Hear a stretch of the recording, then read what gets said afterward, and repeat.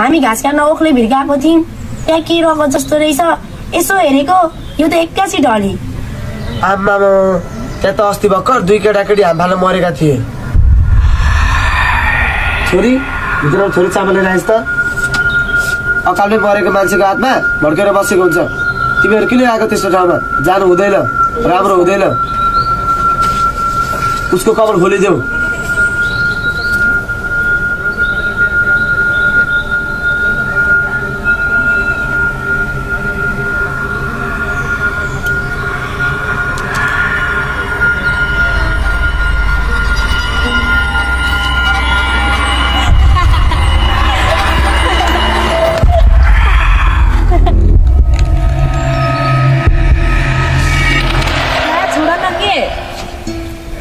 किन भयो? मेरो यति पनि अधिकार छैन?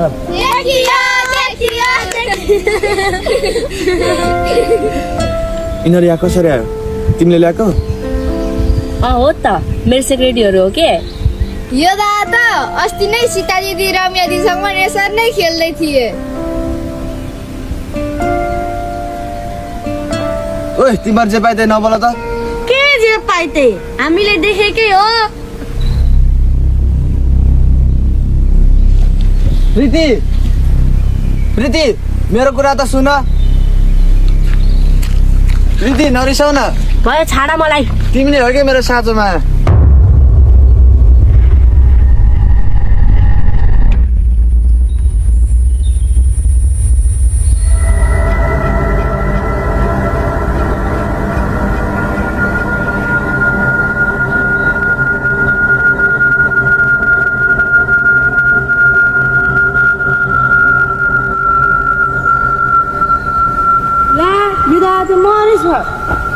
दादा दादा दादा मिना माथि हेर त।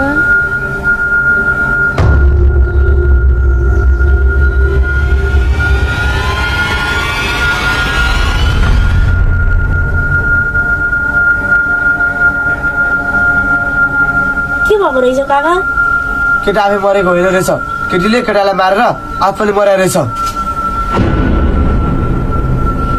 त्यो केटाको हातमा पनि कसैको शरीरमा बसेर यिनलाई मार्न आउँदैछ। यसलाई चाहिँ किन मार्छ नि?